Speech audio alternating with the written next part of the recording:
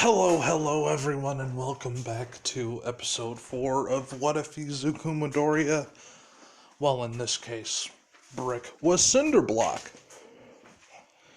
So yeah, let's get into it. Last time we left off, apparently my audio got fucked up somewhere in between uploading. So YouTube could go eat a dick. But that's not important right now. Right now, I'm gonna have to go through all the shit that I fucking accidentally almost forgot. So yeah, let's get going. We're gonna bounce off of, Izuku catching Stain and all the others. The usual thing happens. Izuku kind of gets like low-key bitched at by the police. Not really. But Izuku does understand why he had to come out. You should not do that again, and then like immediately like switch. But yeah. When it comes down to it,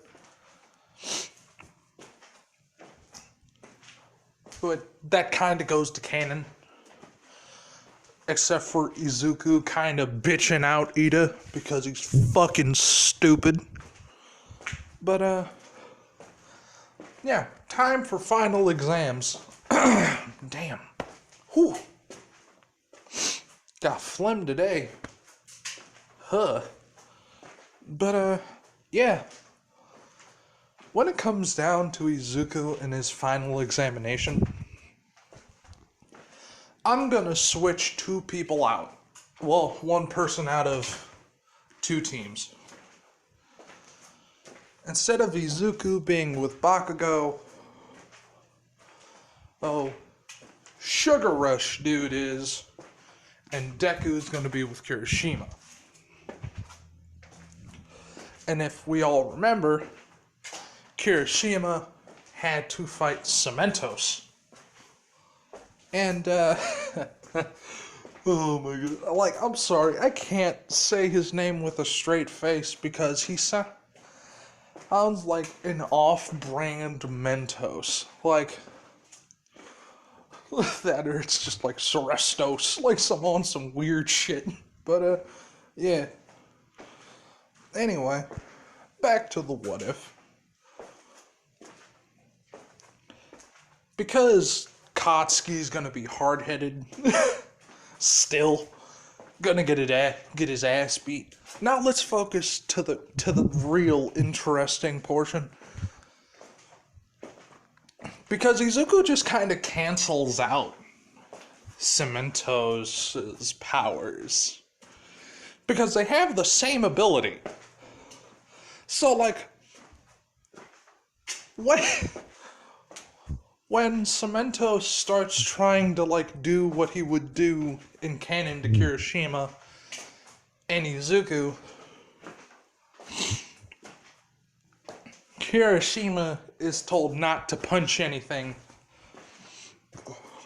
and to, just wait a minute.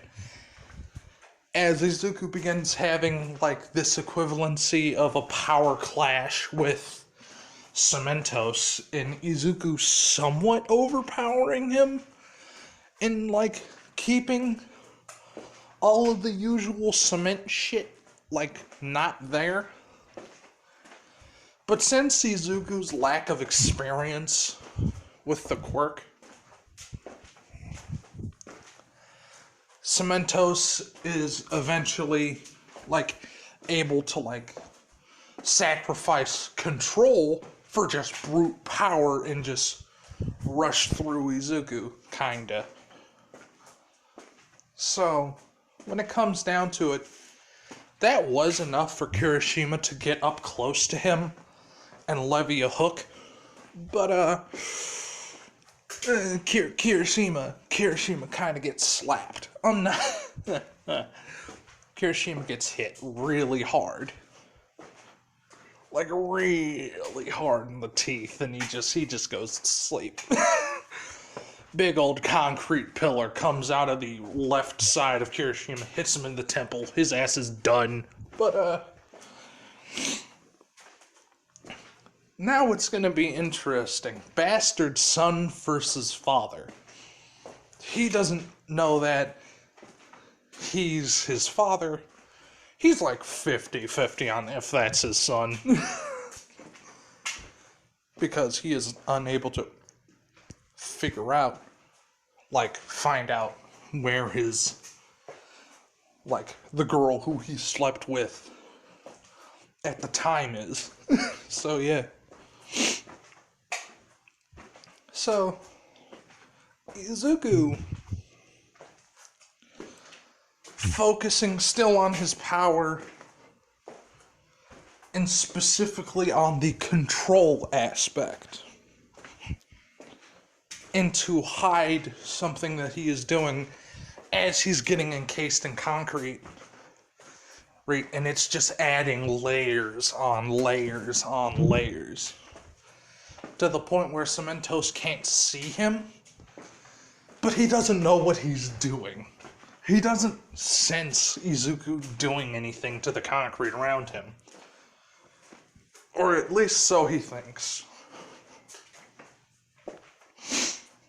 Izuku causes the ground underneath Cementos to shift a little bit, causing Cementos to make a pillar underneath him to shoot him up in the air, stopping the assault. Also giving Izuku some breathing, Brick some breathing room. Brick does not break out of his concrete binds where he is unable to be seen. What he does is dusts himself. Makes himself not really there. Because as Cementos is now flying in the air, about to land on the ground, a hand... Okay, you know a semi-truck, right? I want you to imagine, like, having, like, the actual, like, front end of the truck, just, like, the wheels, the two front wheels and the fucking, driver's seat coming at you at, like I want to say, maybe 3. Well, actually, no, not 3, like, 15 miles an hour. So, like, as Izuku smashes his now titanic hand into Cementos, Cementos is able to almost pivot off it, causing a graze, but he still goes flying into a building. As the top half of a much bigger Izuku, I must say about 3 stories. That's when Izuku is, like, halfway in the ground. Now, I'm specifically trying to, like, emulate something. You know those, God, like, this is an old game, but I want, like, to have some... Like, there's this very old video game. I think it was about, like, Nickelodeon characters. Like, all of them just kind of going into their, like, different universes and shit, just... And, like, there was this one boss in the game that was, like, 4 or 5 stories tall without its legs leaving the ground. That's how big Izuku is. Izuku's arms are about as long as prison watchtowers, which are like maybe, well, like a low-budget prison watchtower. So I'm gonna say like maybe like a 2-story building. Because Izuku is still gathering concrete for his arms and making them bigger. But regardless, Cementos is able to recover, although not gracefully. And he gets out and he realizes that, hey, there's a giant fucking Izuku. There's a giant brick.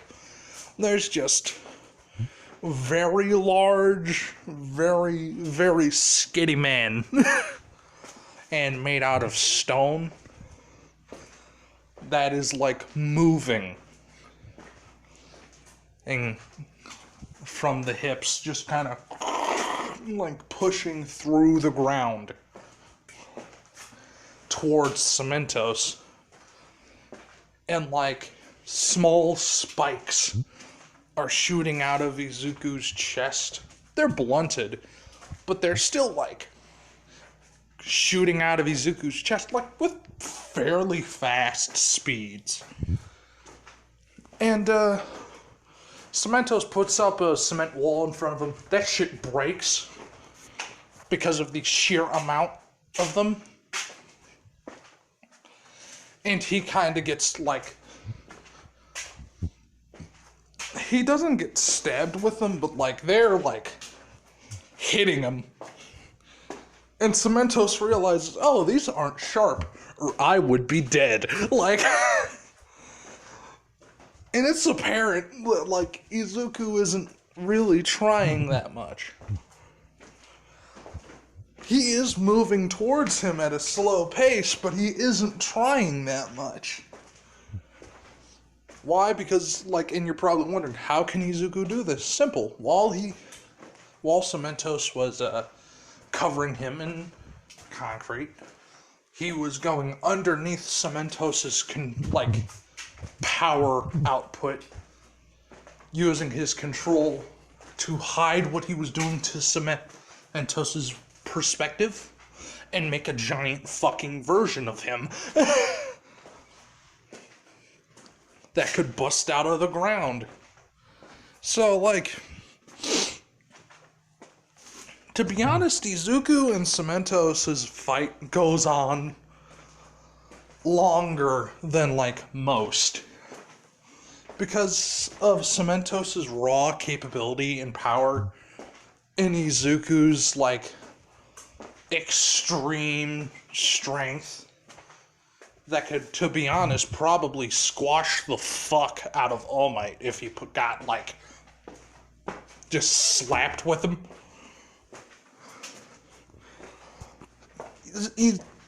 Brick wins when he's able to get close enough, which is a while, but Brick's ranged attacks are, like, killer. They very much can kill a person, because, like, halfway through, he actually said, fuck it, grabbed a light post and just winged it at him, which then, and ended up hitting Cementos because him unable to dodge, and it knocking him out of his cover. Izuku basically fucking pincushioning him with blunted spikes, and his ass gets knocked unconscious. So yeah, no. Everyone in the observing booth is just like, what the fuck was that? Just like, huh? The fuck was that shit? Is that allowed? Just like, Nezu specifically is like, okay. So let me get this straight. So what he could do is that he's inevitably fucking immortal, basically, with, like, him having statues of himself. But he can vary the size of those statues that he can make of himself. This kid's power is fucking broken. it's like stronger than All Might's. In all technicality, if he was going full force against All Might, he would kill him on accident. Because all he would need to do, if he, like, really wanted to, just kind of flick him.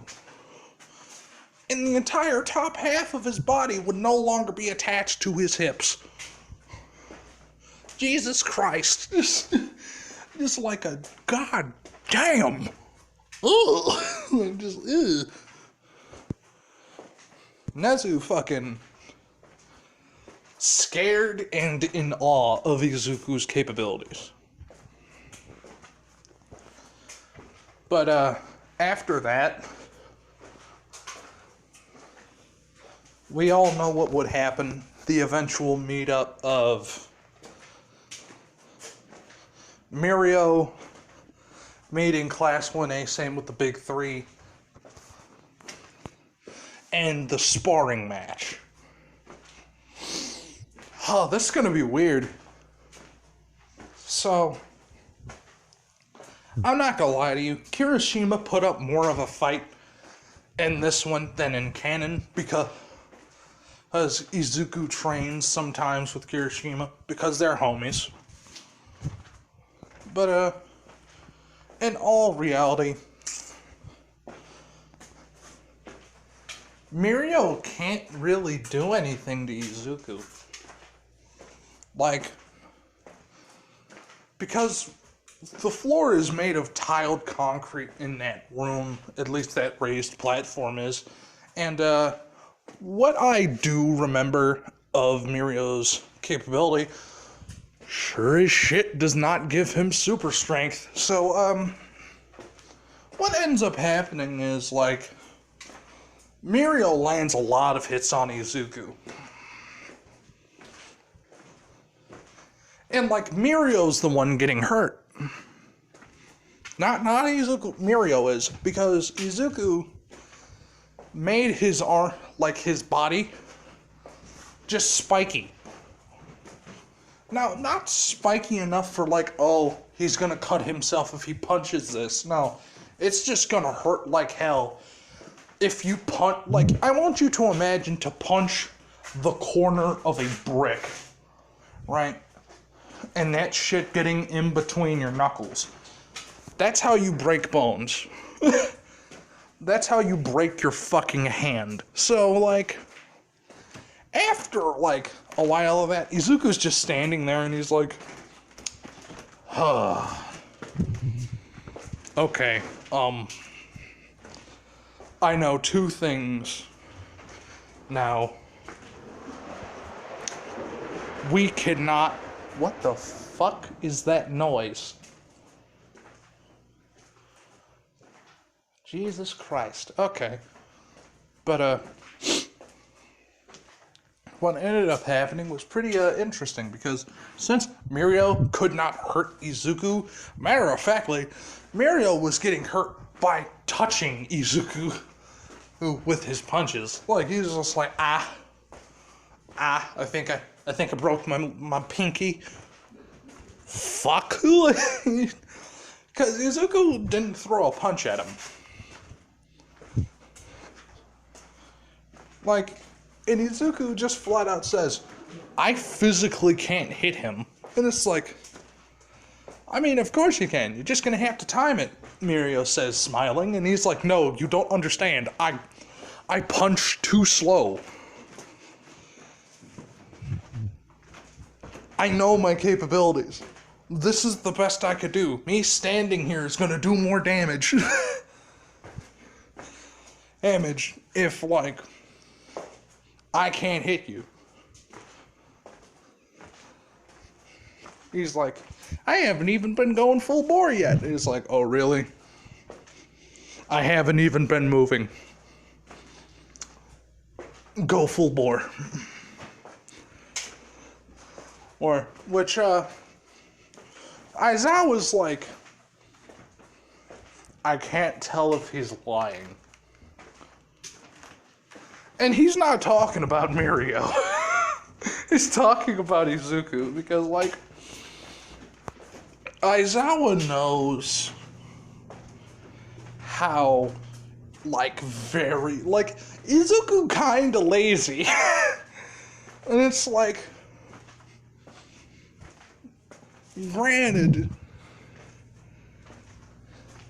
like, he knows that Izuku's punches fucking, like, damn near put people in the, like, the infirmary all the fucking time. Because, like, people tried to tell him to, like, hold back in fights, and he's like, no, would you hold back? Heck, if, like, someone was, like, in an actual fight? No, that would be stupid. You wouldn't go for the killing blow, but you sure as shit shouldn't hold back in a sparring match. That's kind of shitty. Like, that's just not a good idea. That's not how you train. But yeah, no, like, eventually Mirio does cause a crack on Izuku. And he's like, huh.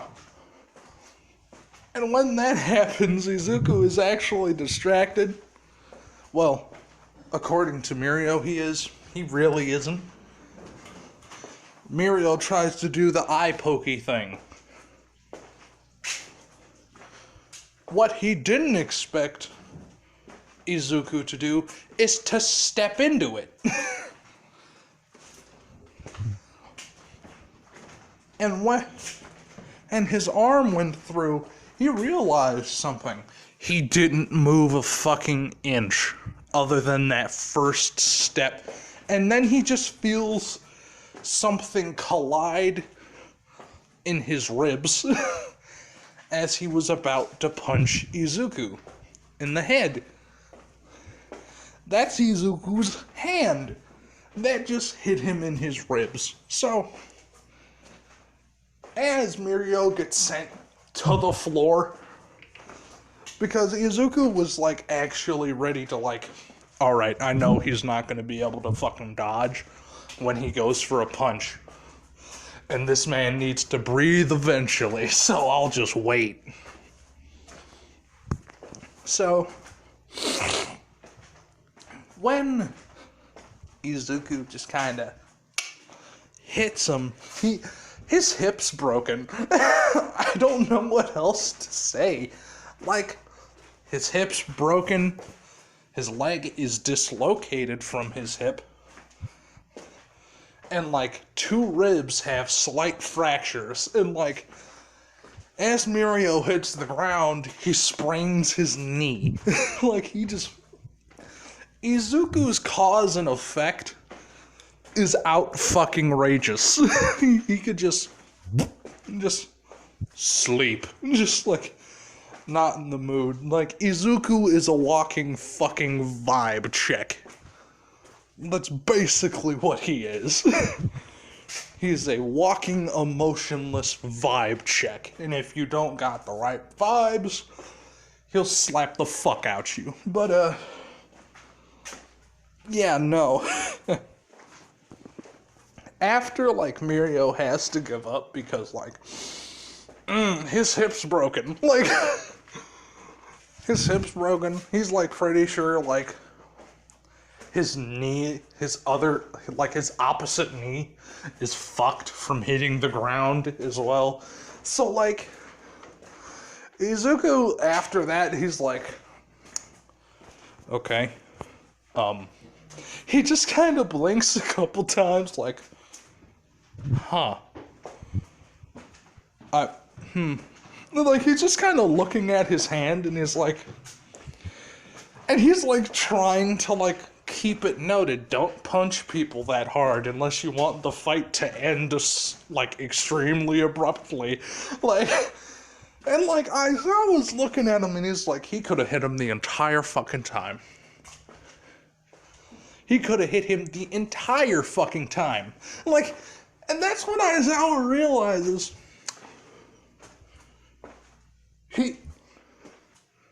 this kid has been holding back on me this entire fucking time. Like, and now Aizawa's kind of pissed. Like, because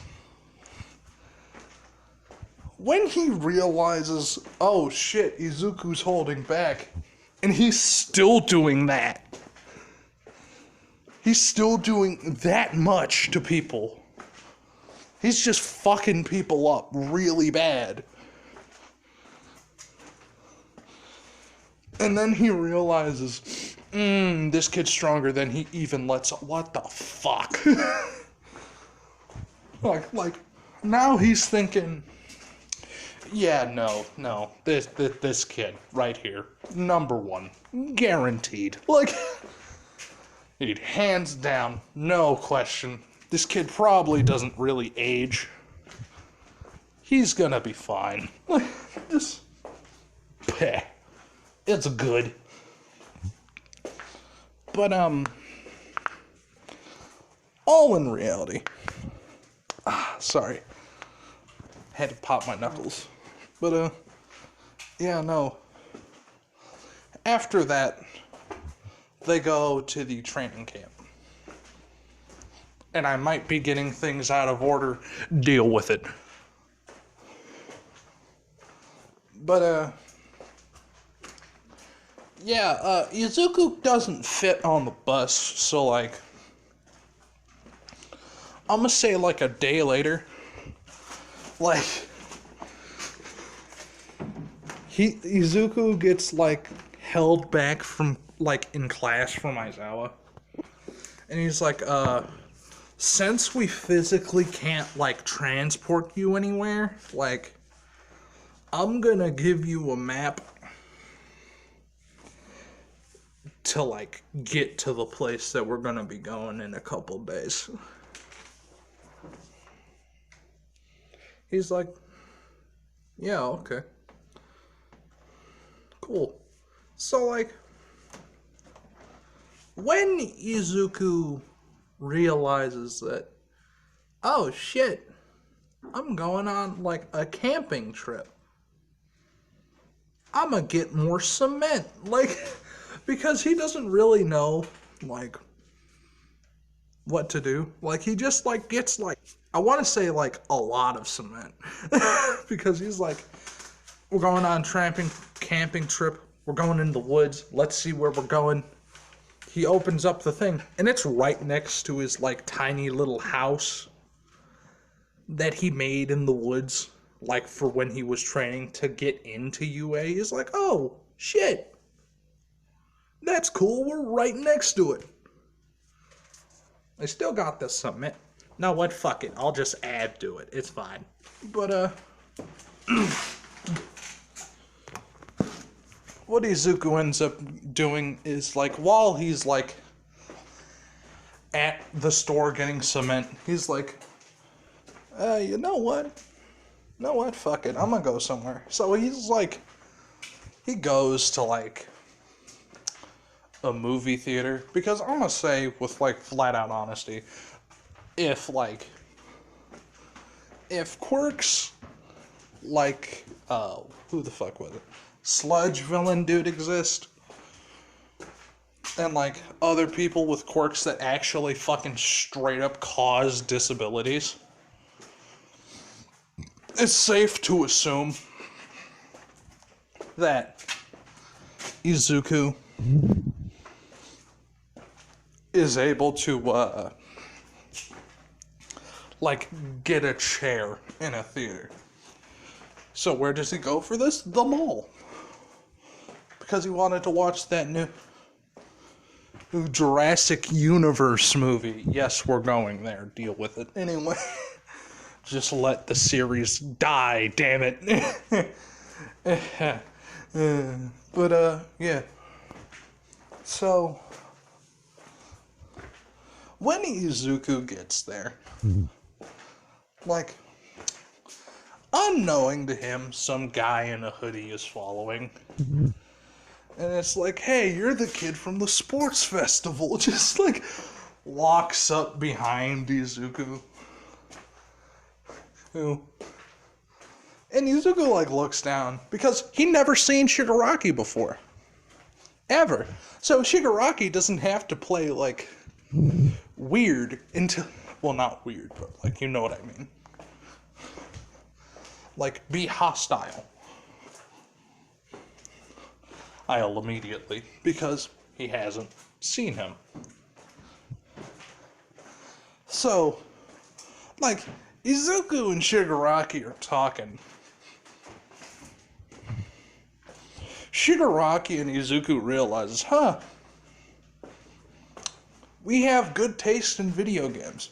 Like, just like flat out, because they ended up like ditching the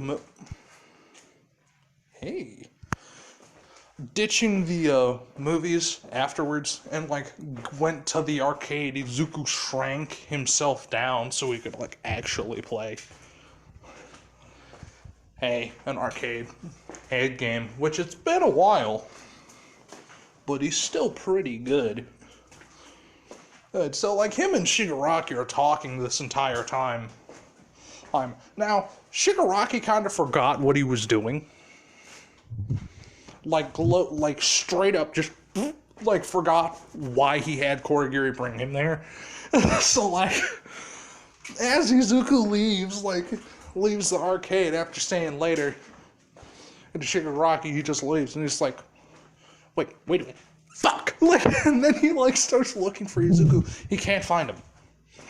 He disappeared into nothing, it seems. When in all reality, he just went to like go home. Home, because he's really fucking tired. Well, not tired, but like he has to like get all this cement to his location, like his little house in the middle of the woods. So like Korigiri's just waiting by the arcade entrance. So it's like, you had fun, I see, sir. And it's like, alright, first off, we don't talk about this. Like, just like as a portal opens up, they go in. That kind of thing. So like, Izuku kinda salty. I mean, like, not Izuku, fuck, Shigaraki. Kinda salty as fuck. Like, he just like, I hate how this kid has class when it comes to video games. Fuck. Like, and Izuku even gave him his fucking gamer tag and vice versa. That's how, like, close they ended up becoming in this very short amount of time, because both of them are introverted. And, like, when Izuku does... But yeah, no, like, Shigaraki fucking hates the fact that he forgot everything he was doing because Izuku, like, ended up getting, like, swept up in this, like, video game conversation. Granted, he would, like, admit, like, the faults of Hero Society to Shigaraki, but he would also, like, come out with, like, fairly good counter-arguments, right? But since, like, Shigaraki has been, like, kind of conditioned ever since he was a child to say, fuck heroes. It would kind of be like that. So, like, meanwhile, back in the middle of bumblefucking nowhere, Izuku finally gets to his fucking, like, little campground. And, he's able to get to the main campground where, like, everyone else is supposed to be. But, like, he gets there, like, in, like, 2 hours before, like, they were even, like, supposed to get people. So, like, when Izuku comes in 2 hours early, which, like, they did inform, like, hey, some, like, big lumbering concrete person is going to be coming towards the campsite. Do not freak out. Like, they're like, okay, sure. We got it. So, like, when Izuku does show up and, like, the first thing they fucking see is, like, a pair of fucking red eyes that are, like, I'm gonna say, like, 12 feet off the ground. They're like, what the fuck? Oh. And then, like, Izuku steps out from underneath the canopy, and he's like, hi. Just like waves. Izuku's little campground is not that far away, I'm gonna say, from the Wild Wild Pussycats location, so just so you know. But, yeah, no, that's where, that wasn't where I ended it last time, so I'm gonna be nice, even though I don't want to keep going. I'm gonna keep going. Fuck it. Let's hope the audio comes in, or I'm gonna be so fucking mad. But, yeah. Izuku is, well, kind of, well, since he got there like 2 hours before, like, the bus scene even happened, he's kind of just sitting there, like, talking to Mandalay and Pixie. So, like, it's just kind of, Izuku's just kind of chilling, like, doing what he usually does. Just kind of sitting there and doing nothing. And, except for, like, talking to people, which, like, Koda does eventually find him. Ask, like, Mandalay, like, who is he? All this other stuff. But, like, then Izuku, who would eventually, like, be approached by Koda, they get to talking. And, like, the hero conversation happens, like, a lot differently and a lot more, like, straight to the point. And what happened was pretty straightforward.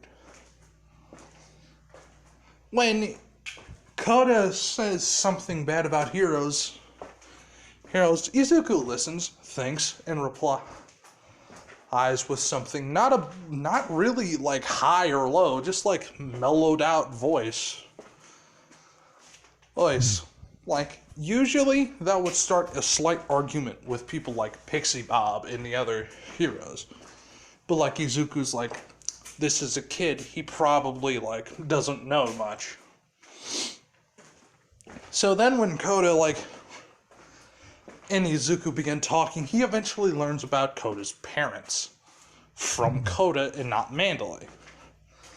Hey, and like low-key, Mandalay is like watching, and Izuku just flat out says, so like, did you not like your parents?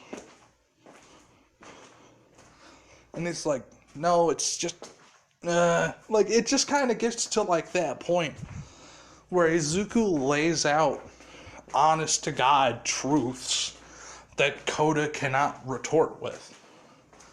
And he explains why those things are truthful, why the society is the way it is, and the faults in it. Which, like, Mandalay hears as well, and they're like,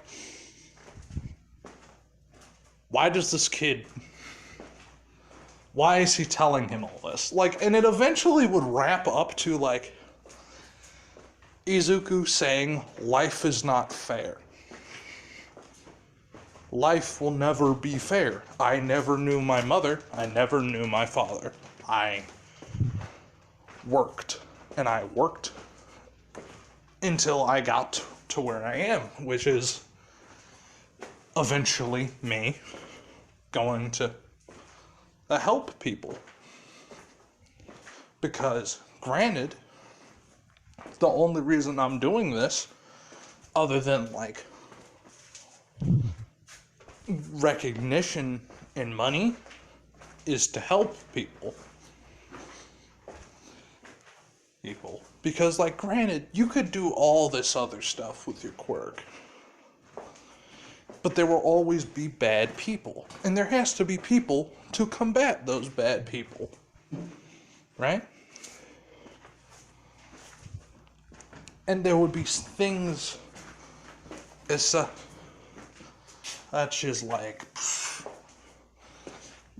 there will always be a robbery in progress somewhere around the world. Just like there will always be a day, like children will be born, as well as the old will either die or get older. The world is cruel, but you could make it better.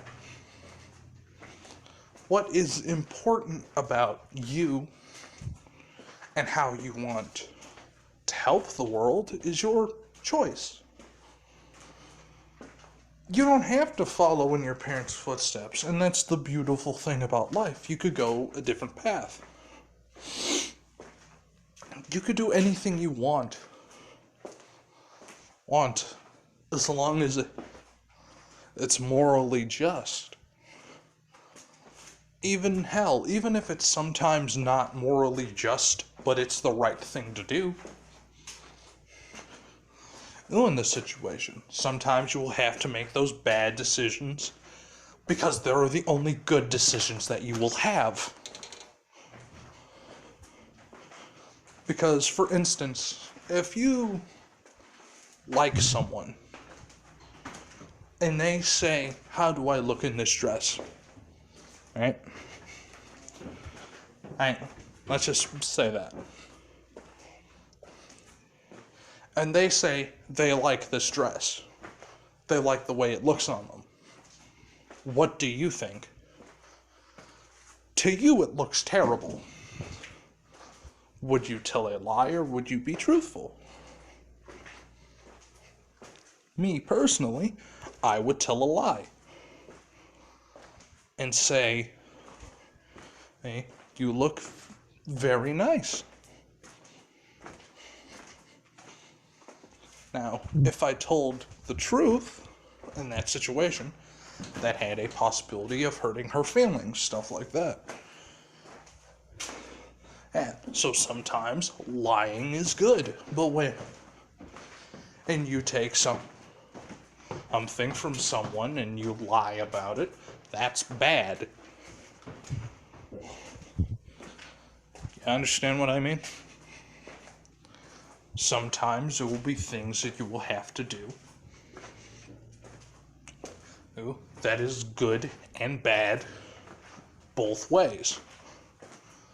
Because how I see life is a give and take. You are given life for nothing. Your mother should be the one to take care of you for years, but some people do not have mothers. Or fathers, or people in general. You knew your parents, and they died young, and I'm sorry for that.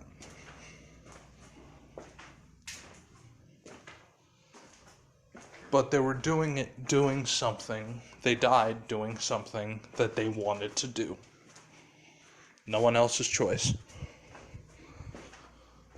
And that is freedom. Freedom is to look at something and wish to do it. For instance, some people wish to do very bad things. If it wasn't for freedom, those bad things would not happen.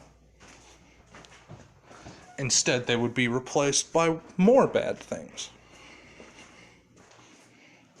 So in short, what I tell you, Coda, is that everything, in some way, that people, even I, will do, would be wrong in someone else's eyes. It is good to have your opinion. But heroism and villainy do not exist without one another. The bad guy wouldn't exist if the good guy would not be there to stop them, and vice versa. Nothing is black and white. But when there are those things, that is what you call something like an absolute, where you must make your choice. It's your life, after all. Choose. He kind of uses his finger, gives Coda a little bit of a noogie. He's like, go on, kid. Go find your peoples. Coda's just kind of standing there for a couple minutes. Like, smiles, hugs Izuku, like, breaks leg, and he's like, oh. That's, Just, Izuku, Brick forces out a smile. Even though it's uncomfortable for him to do. He forces one out. And it's finally like, Izuku finally figured out how to contort his face not to look like a psychopath, instead of more like of a smiling Buddha. Like, just kind of, just, yeah. But, yeah, no, Izuku, who gets hugged by Coda, and Coda runs off. We're gonna skip to the, I want to say it's Tiger, right? Until, like, Tiger, like, says, people with enhancement quirks step forward and try to hit me. Which, that was a bad idea. Because, like, Izuku steps forward. And Aizawa just is standing behind Izuku, looks at Tiger and says, and like, he doesn't say it, but like, he says it with his eyes and is like, oh, you poor bastard. Oh, you poor man. Just, you have fucked yourself, my friend. Just, that is not a good way to go. So, he's like, alright, what's your name? Brick. Alright then, Brick, try to hit me. So, like, Izuku makes his fucking hand the size of a big-ass fly swatter and like, tries to slap him with it. So, he can't bend his way out of that. I don't believe so. So, he kind of gets, like, hit and sent rolling, and Izuku reforms his hand back into, like, a 5-digited hand, and he's like,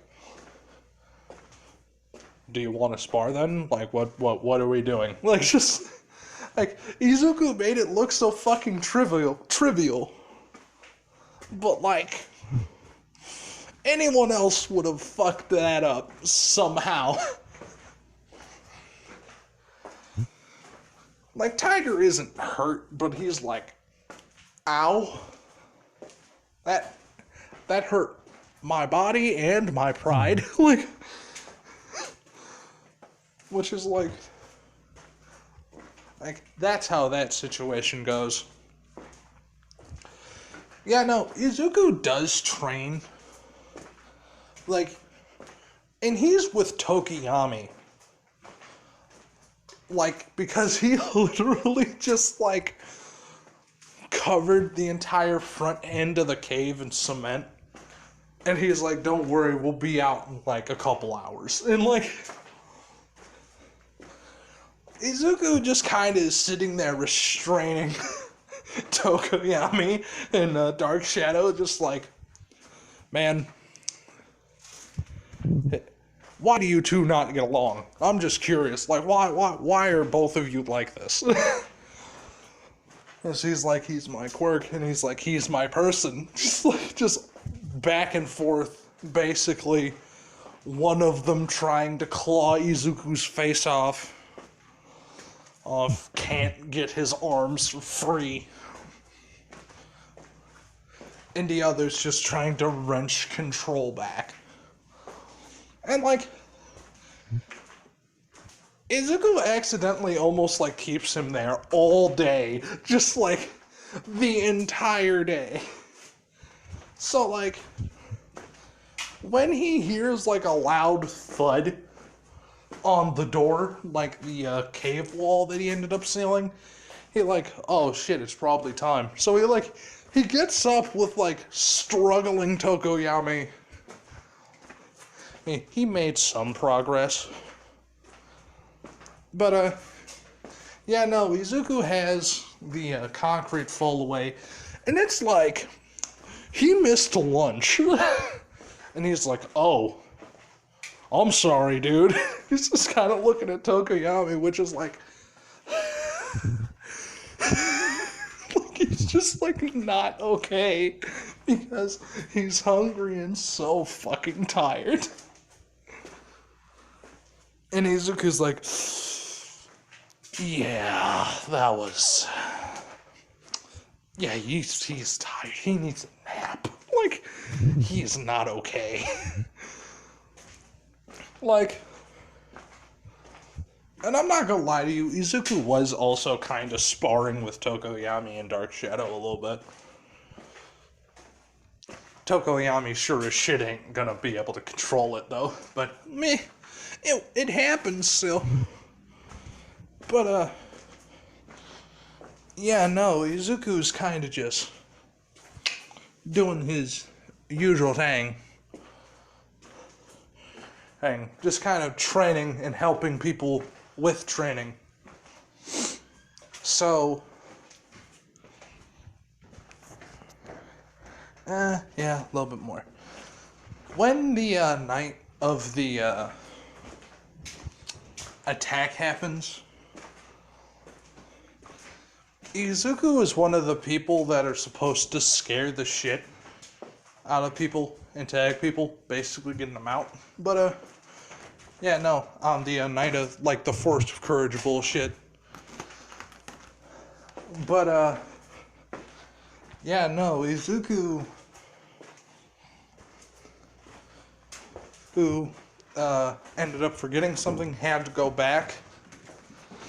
He ended up talking to Pixie Bob. She tried to figure out where Koda is when the entire, like, forest lit up with blue fire. And Izuku ended up running to where Koda would be. So, he would end up fighting Muscular. Now, there isn't that much concrete around. And, like, stone is different than concrete. Concrete is manufactured. Stone is just there. So, what Izuku does is, like, as he sees Muscular about to fucking, like, squash Koda like a bug,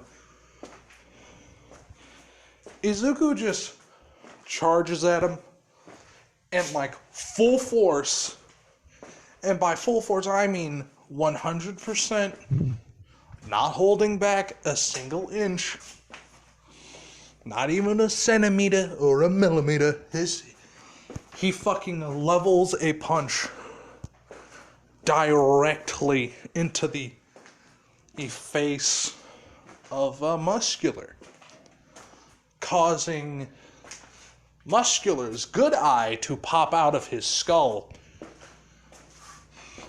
and Muscular to be put unconscious and in a coma. But, yeah, no, Izuku ends up grabbing Koda and getting his ass, like, Koda the fuck out, because he doesn't even say, like, make sure Muscular's unconscious. He's seen Muscular's, like, eyeball pop out, and he's like, that'll buff out, it's fine. But, yeah, no, he does eventually get Koda back to Mandalay, and then he sees Spinner and,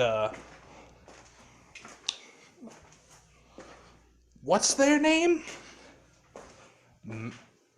Big Sister Magna. Mags, yep. But yeah, no, as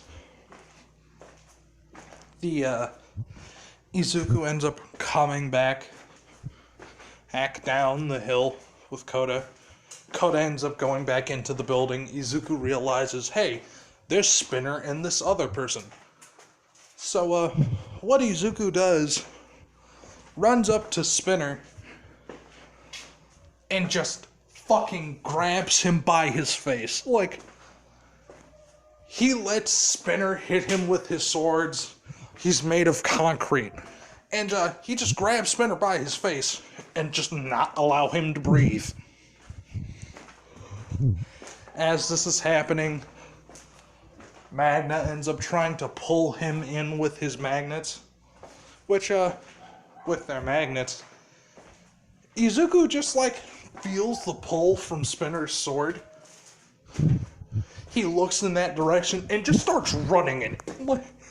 Like, no regard for trees or anything. Just, like, zero regards at all. So, as Izuku's running, Magna sees this, like, behemoth just charging her, and she's like, oh god. They start running.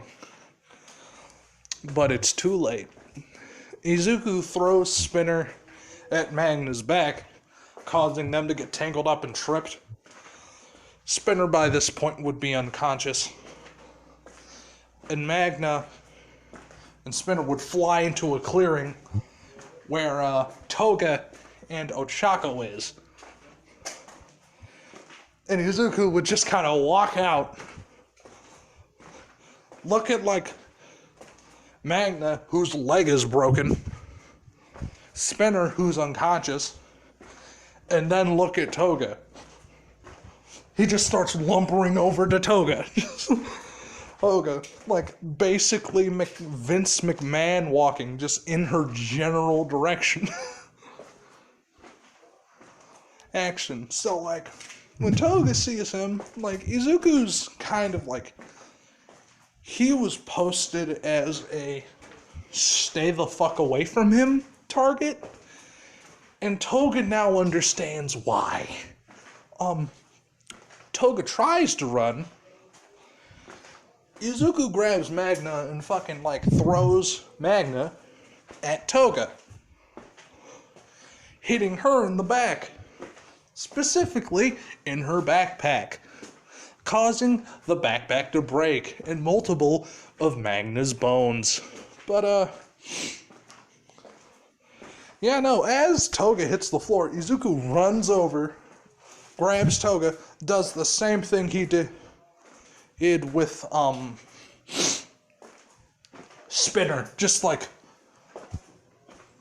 hand on face, you do not breathe anymore. Just, like, waits until she stops struggling, drops her.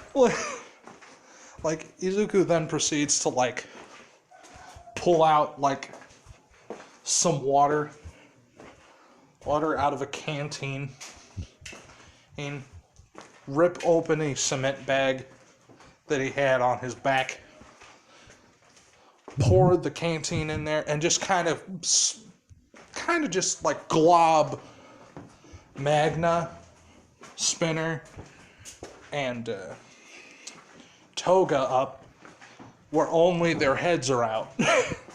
Out in this, like, pile of fucking cement. So, yeah, no. He puts Ochako on his back. He pulls the knife out of Froppy's tongue. He's like, oh shit, are you okay? He's like, yeah, I'm fine. They're trying to get Bakugo. It's like, oh. Like, so he puts Froppy on his back and just starts running in a general direction. Now, when he comes across people like Moonfish and Mustard, they're already unconscious. But I'm gonna change the positioning of something just a little bit. So like, Izuku comes out of a clearing.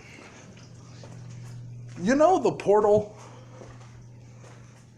that Dabi like tried to be like, oh, super villain shit, just like drags Katsuki through the portal. Yeah, no, he's behind that portal. Like, literally. So, like, Izuku kind of remembers what that dude looked like. And, like, the portals that ended up appearing in the Hoshu incident. He puts two to two together. He drops Froppy and Ochako and starts running full force. Which, when Dabi hears this, he's like halfway through, and he's like, "You're not gonna get him." But, yeah, no, he goes running into the back of the portal. So, like, Dabi thinks, because of the echoing and all the fucking noise going on from the kids, of it, like, kinda just screaming and charging him, he thinks that, oh, that's the big dude that we were told to, like, stay away from. So he kind of speeds up pulling Katsuki in. What he didn't expect is, like, Izuku was behind the portal. So, like, Izuku ran in. So, when Izuku ran in, it was a different, bag of candies in general. Because when Izuku ran in, he ended up, like, punching Dabi, Mr. Compress, and holy shit, that's, like, the only two people other than Shigaraki that made it out. And that and twice. So he, like, punches those two and, like, breaks through a wall because he couldn't stop himself fully. Then he didn't want to give up any speed. He wanted to get in that portal. So, like, when Izuku bursts through, like, the wall onto the main street, people do hear this. Izuku turns around and he's like,